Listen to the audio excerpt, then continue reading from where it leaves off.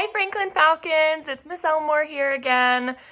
It is a rainy day today, so I have been inside all day. I did a lot of cleaning and I kind of just feel like it's the perfect day to snuggle up and play some math card games or read a good book.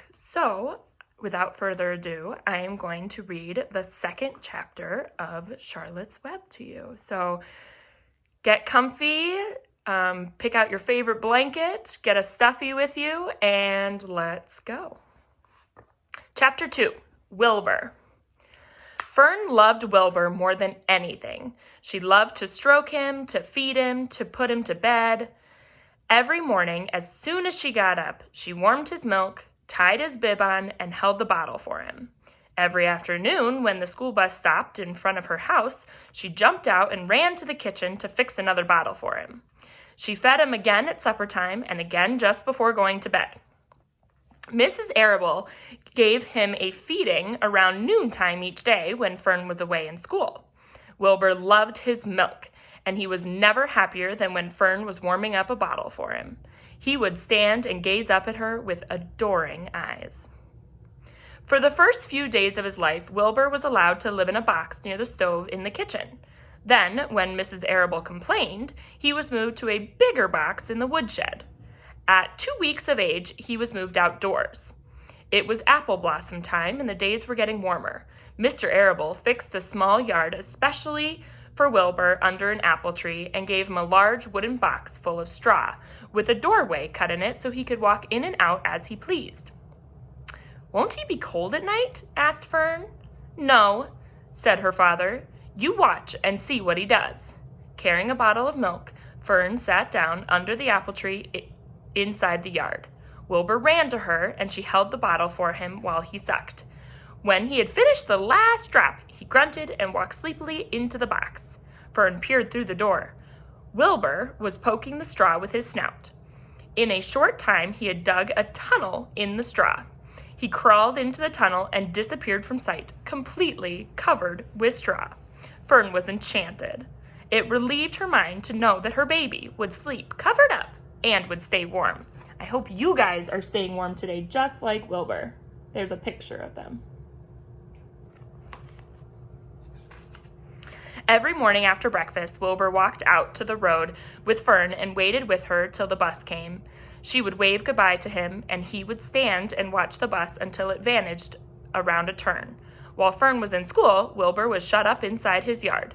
But as soon as she got home in the afternoon, she would take him out and he would follow her around the place. If she went into the house, Wilbur went too. If she went upstairs, Wilbur would wait at the bottom step until she came back down again. If she took her doll for a walk in the doll carriage, Wilbur followed along. Sometimes on these journeys, Wilbur would get tired and Fern would pick him up and put him in the carriage alongside the doll. He liked this. And if he was very tired, he would close his eyes and go to sleep under the doll's blanket. He looked cute when his eyes were closed because his lashes were so long. The doll would close her eyes too, and Fern would wheel the carriage very slowly and smoothly so as not to wake her infants. One warm afternoon, Fern and Avery put on bathing suits and went down to the brook for a swim. Wilbur tagged along at Fern's heels. When she waded into the brook, Wilbur waded in with her.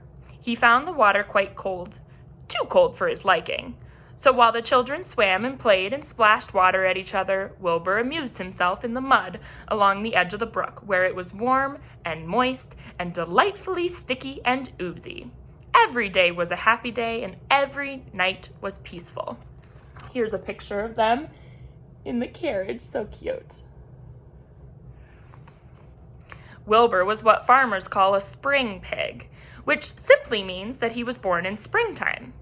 When he was 5 weeks old, Mr. Arable said he was now big enough to sell and would have to be sold. Fern broke down and wept. But her father was firm about it. Wilbur's appetite had increased. He was beginning to eat scraps of food in addition to milk. Mr. Arable was not willing to provide for him any longer. He had already sold Wilbur's 10 brothers and sisters. "He's got to go, Fern," he said. "You have had your fun raising a baby pig, but Wilbur is not a baby any longer, and he has got to be sold." "Call up the Zuckermans," suggested Mrs. Arable to Fern. "Your Uncle Homer sometimes raises a pig, and if Wilbur goes there to live, you can walk down the road and visit him as often as you like." "How much money should I ask for him?" Fern wanted to know. "Well," said her father, "he is a runt.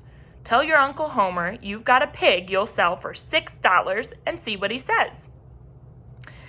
It was soon arranged. Fern phoned and got her Aunt Edith, and her Aunt Edith hollered for Uncle Homer, and Uncle Homer came in from the barn and talked to Fern. When he heard that the price was only $6, he said he would buy the pig. Next day, Wilbur was taken from his home under the apple tree and went to live in a manure pile in the cellar of Zuckerman's barn. That's the end of Chapter 2. Chapter 3 is called Escape. I wonder what is going to happen and who is going to be the one escaping in Chapter 3. Make some predictions at home today, and we'll find out when I read Chapter 3 tomorrow. I hope you are all staying warm, stay safe, stay healthy, and I appreciate you.